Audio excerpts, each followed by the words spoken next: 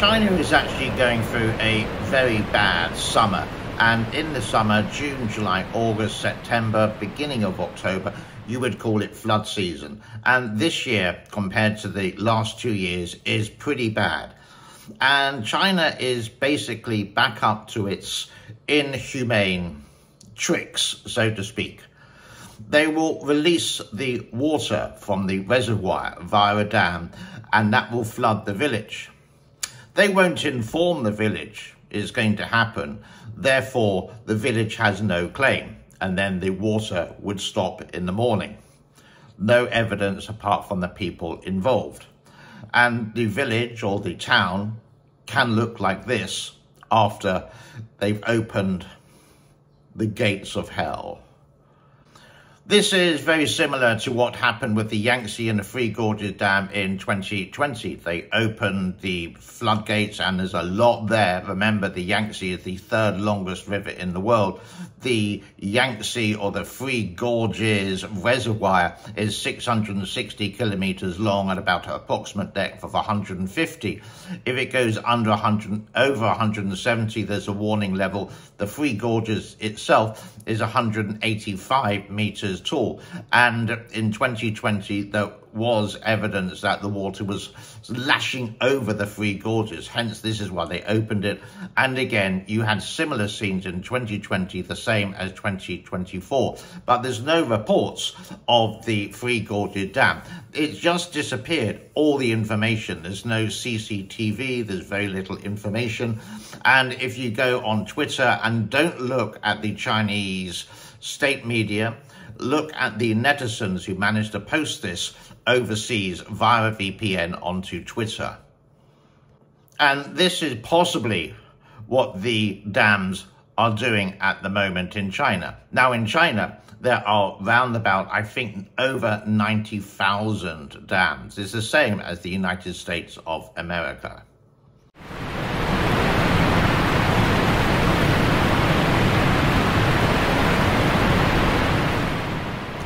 And this is how the poor people have to suffer. Near enough every summer in the People's Republic of China. Please note the word People's Republic, because in the reality of it, it's not. And every year, it's the same kind of thing. What the government like to spend their money on is a debt-trapped $900 billion in-debt high-speed train network, which a lot of people can't use because it's far too expensive, and they would have to use what you would call the green train, which is really slow.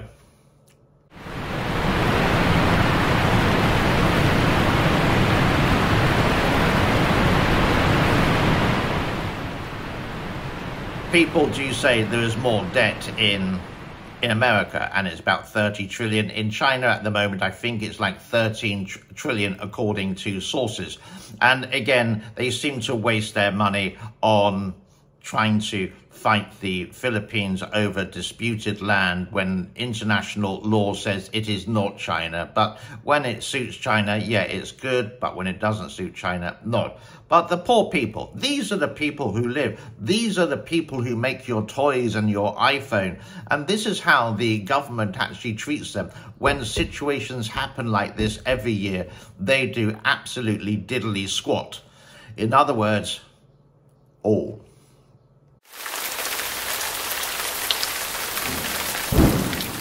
So these poor residents, they can't move because they can't sell their house. Who wants to move into a flood-ridden area? If you rent a house, for example, or a flat in Southeast Asia or in this area, one of the big questions is it a flood-prone area? This has happened to me in the Philippines years ago, and they said no. I went onto Google and saw 2 feet of floods in the flood season during, you could say, the summer, July and August, etc. Same thing here.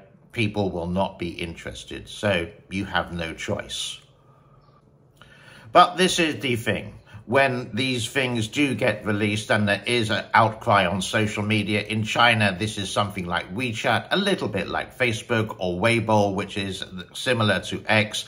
There's a new one called Red Book, and that's like Instagram.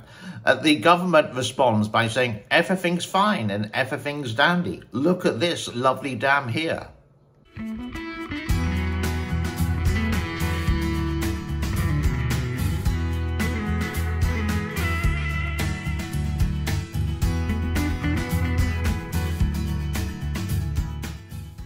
I think you got your footage from 5 years ago.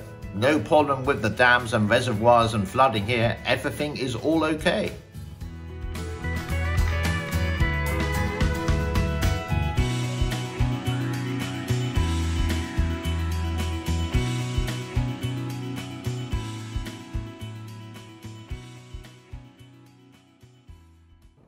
So basically, to finish with, let me show you the weather forecast related to the rain in China over the next 3 or 4 days. And you can see from this weather map called Vinsky what it's like. And you can see sometimes there's like 200 and something millimeters of rain, and in some places even been up to 450 millimeters of rain per hour, or in 1 hour. That's like 45 centimeters.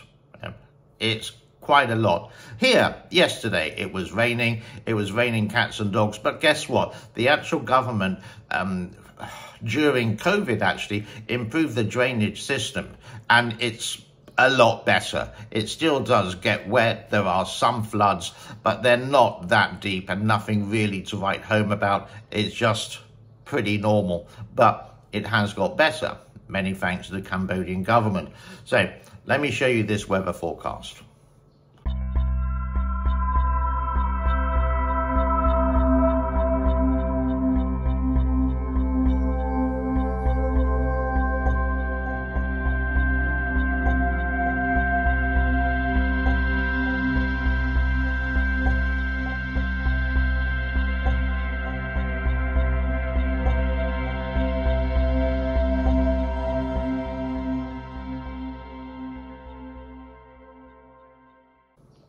That brings us to a close on Thursday, the 27th of June, 2024. This is the time of recording. Do like, do subscribe, do share. It costs you absolutely nothing. But if you feel generous towards the channel and you want me to improve my content by going out a bit more, then please hit the donation buttons below. God bless to all. Thank you so much for your time. Bye-bye for now. Cheers.